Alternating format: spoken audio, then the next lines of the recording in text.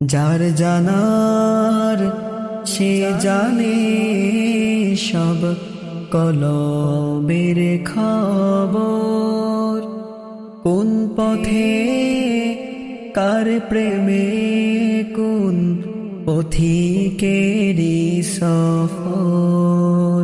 কবুল হবে যে দিনে গুনাহগারের দোয়া, এই অধম পাবে সবুজ রোজার ছোঁয়া।